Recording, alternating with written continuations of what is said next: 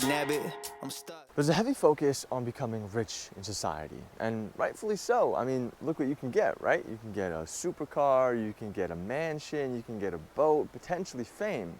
It's all worth it.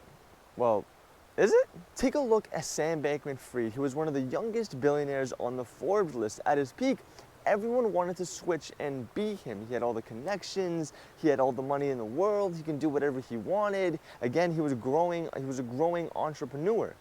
But what about now and his 25-year prison sentence? Would you switch now? The more important question is, however, is why not?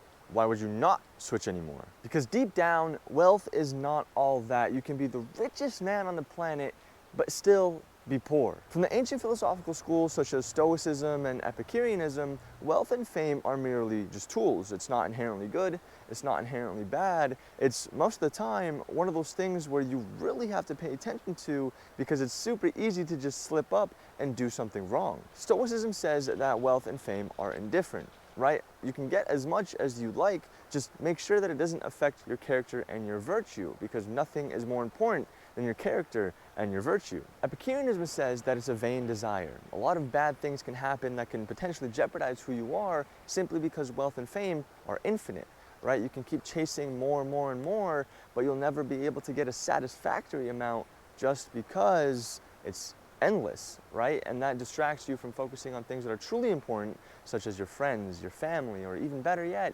yourself.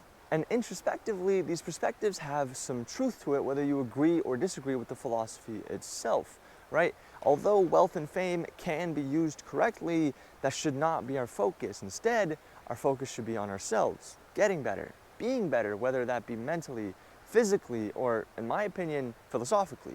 Now, that doesn't mean that you shouldn't try to get rich and famous. If you can and are willing to do so, then go ahead, because it never hurts to try.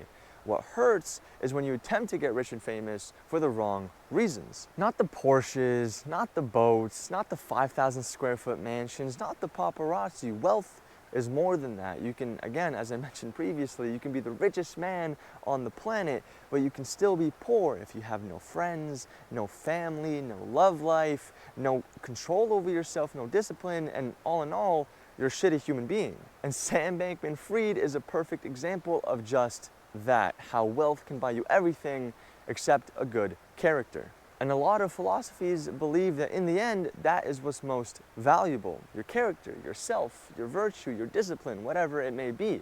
It's harder to consistently be a good person with a good character than to be consistently rich and famous. Chasing endless fame and money and luxury will always almost end in a disaster, and time again, we've seen the case studies like Sam Bankman-Fried. So focus on yourself, focus on your character, your virtue, your goodness, your kindness, your discipline, whatever it may be, before you get rich and famous. You know, it might be hard to even attain wealth and fame in the first place and even maintain it as well.